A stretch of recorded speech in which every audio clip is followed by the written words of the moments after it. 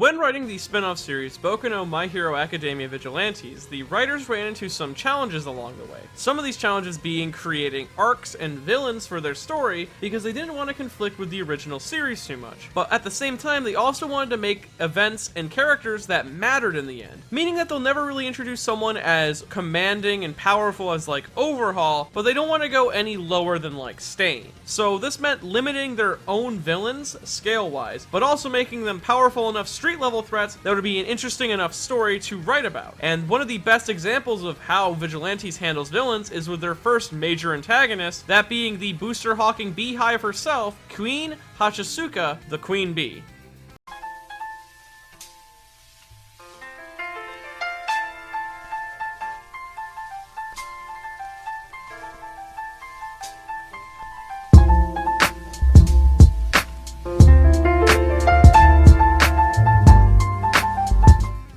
Kuin is a very interesting villain in the world of Vigilantes, as she is described as a part-time villain, since she herself doesn't actually directly act as a villain, and is more so a person who gives the tools to others so they can act out on their own, while also being sort of a joke on the fact that she does her villain work through something that she considers a quote-unquote part-time job. And the people who accept this booster from her usually end up being either vigilantes, street scum, or just everyday people. Kuin doesn't care, she's just there to offer up the booster and collect lots of data. Though, before we get too into that, we should actually discuss the meaning behind her name. Kuin Hachisuka is a name that carries with it a lot of meaning. The first of these meanings are seen when you break down the names. So we'll start first with Kuin, her given name, which when broken down means 9 seals, which is a direct reference to the 9 symbolic cuts, or the 9 hand seals from Kujin. Kujin is a practice, even though if not invented by them, is often associated with the Japanese ninja or shinobi, which are agile spies of the feudal era known for espionage, sabotage, and assassination, and their ability to blend into their environments quite well. Kuin is a modern-day equivalent of these ninjas, as all of her actions are done from the shadows. She works to gather information for her employer, along with appearing as a normal girl, only to blend into the background of society. So she fits the role of a modern-day ninja quite well, even fighting very similar to how ninjas fought back in the feudal era, using trickery and bombs to evade stronger foes and trying to avoid combat at all costs. Alongside this, you also have her family name, Hachisuka, which when broken down contains the word for bee,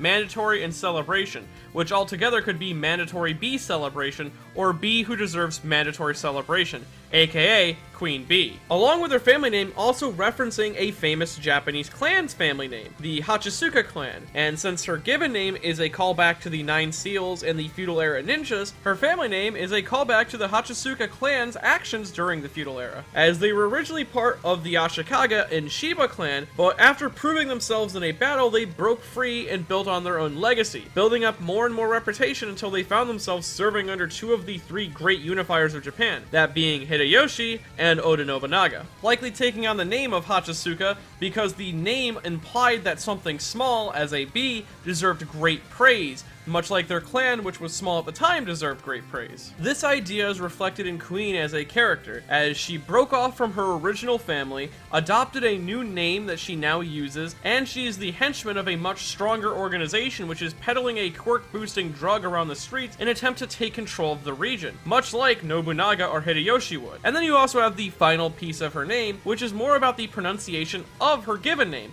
Queen. It is pronounced very similar to Queen, which yet again plays into the idea of her being a queen of the bees, which makes sense given that her quirk is literally called Queen Bee. Queen Bee is a really neat quirk. The way it works is first, a queen bee establishes itself inside of a user's body. In the case of Queen, it takes up residence in her missing left eye. This queen then burrows its way to the brain of the user and then connects itself to it, allowing the quirk and the person to become one and the same. Then this queen will start producing worker drones. These are also linked physically to the user, but if they die, they only feel a bit of pain and take a small minor bit of damage, because these worker drones are actually just designed to go out and pollinate the world in a sense. Because Queen Bee's worker bees are all created with special stingers. These stingers can be loaded with just about any liquid, and can move and act at the user's will. They can also act as eyes for the bee user, allowing them to collect information from a safe location, though, as I said, if the bee is killed or destroyed, the user will take damage from it. This includes damage damage that is also self-inflicted via super moves like B-Bomb. B-Bomb is a special move that allows Kuin to fill a drone with an explosive liquid. This liquid can then be detonated on command, and when it is detonated, the B is killed in a minor explosion that can either harm or kill a target depending on if it's placed right, though there is a massive downside to this attack, and that being that B-Bomb takes a toll on the user as well. Since every B that's killed is damage directed back at the user, using B-Bomb to such a massive degree could just end up killing the user as well. So most B users end up mixing in a smokescreen or a firework drone in there to appear more threatening and try to scare off threats instead of fighting them, which plays pretty well into the ninja dynamic of Queen's character. And alongside that, the Queen Bee drones can also take samples of other people's quirk and mix them with boosters, creating an insta-quirk. This ability allows the bee to inject someone with another person's quirk for a temporary amount of time. Queen is able to give herself the electric eel quirk of Taro during her fight with Knuckle Duster, allowing her to zap him in the heart with enough bolts to stop it. Though it is unknown how long these quirks will stay in effect, I assume it's only as long as the booster lasts, which can't be any more than 20 minutes. Though the downside of using this insta-quirk on the B user themselves is that when a booster is injected into a B user, they start to lose connection with their hive mind, and their original personality starts to flow out onto the surface. Though now that I've mentioned the original personality, I can also bring up the fact that Queen Bee isn't actually the quirk of Kuin Hachisuka. Well, that isn't actually fair, because it sorta is, but Kuin Hachisuka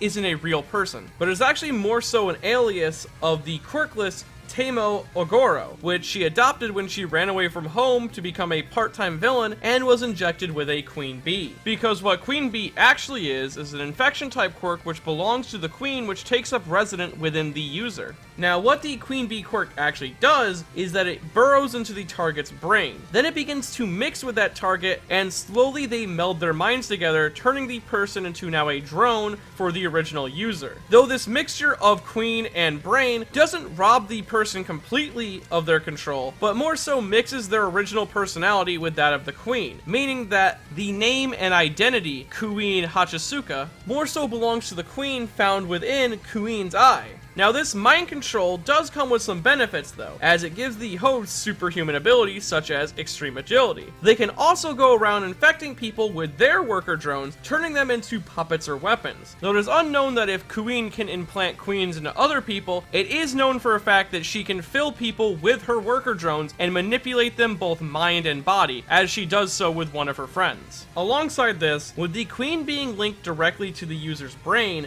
and their personality, that means that the body is also connected to this queen, meaning that if the queen dies, the user dies. But it's also vice versa, so you can actually use this as sort of a workaround, because if you are able to stop the target's heart, temporarily killing them, the queen can be removed and destroyed before you resuscitate them, meaning that they may survive actually. Though given the nature of the queen and its connection to the brain, the removal of it might cause some minor memory loss in the target. Now, a lot of Queen and Teimo's character is designed to be linked directly to Knuckle Duster, with Teimo's name literally meaning the Dark Man / Warrior's Tears, and the fact that she's literally his daughter. That means that, since it ties more into Knuckle Duster, I'll save most of the discussion of that for a future Knuckle Duster video. Though if there's one theme about her character that does deserve to be talked about here, it's the theme of family, as Queen was born from a tear in Teimo's family, and this is where she developed her twisted view on family as such. So the reason that Teimo left her home before the events of Vigilantes is that she wanted to pursue her career in music, but her father, Knuckle Duster, wasn't very supportive of these actions. This caused a divide between her and him,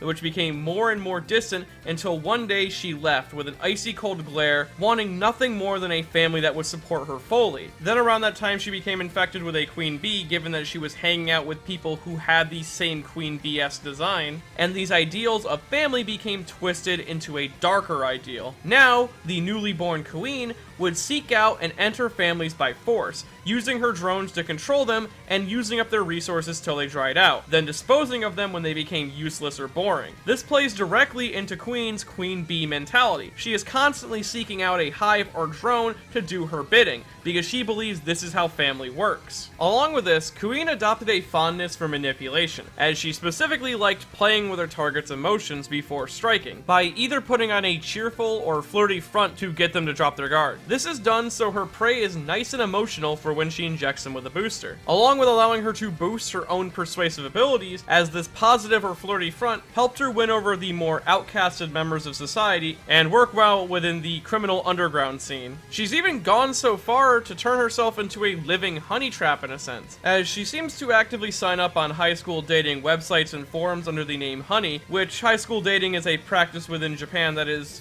very icky, though given her love of manipulation I can understand why she would do this, as she's actively seeking out guys with weak wills. And I think it's just what makes Kuin such a really fun starting villain for vigilantes, as instead of being a more direct physical threat like Shigaraki, Stain, Overhaul, we get to watch Kuin be a very different villain than what we've seen before. Be it her antics from the shadowy underbelly of the city, her ability to get close to the heroes without them knowing, or even just the smug and cutesy ways she talked to other antagonists, it just made her a real treat to read and watch. So I hope that this isn't the last we see of her, because I know that the queen that created her is dead. We still don't know who made her, where it came from, and why the person is doing it. So hopefully one day vigilantes will return to this Queen Bee arc and we'll get more answers to these questions.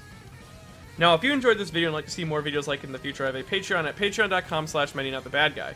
And if you want to become a Queen Bee yourself, well, first you have to buy a copy of Shimonetta at buyshimonetta.com.